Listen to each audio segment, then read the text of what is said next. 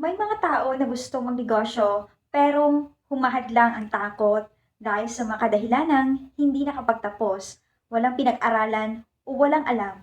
Ipaalala ko sa iyo ang edukasyon at diploma ay hindi laging batayan ng tagumpay sa negosyo. Hindi mahalaga kung ano ang natapos mo. Ang mahalaga ay iyong determinasyon at willingness na matuto.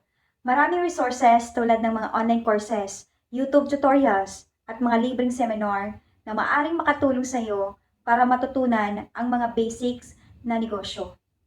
Walang masama sa hindi alam. Ang mahalaga ay ang pagsisimula at patuloy na pag-aaral habang ikaw ay nasa proseso.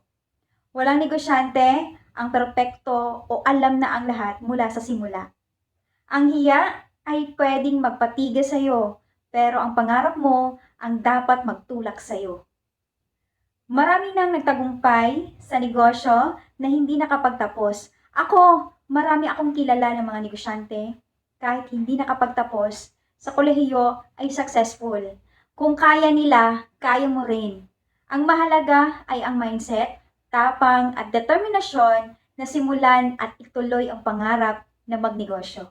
For more tips, follow me or direct message me. Ako'y nagkakandak ng one-on-one consultation and coaching. See you in my inbox.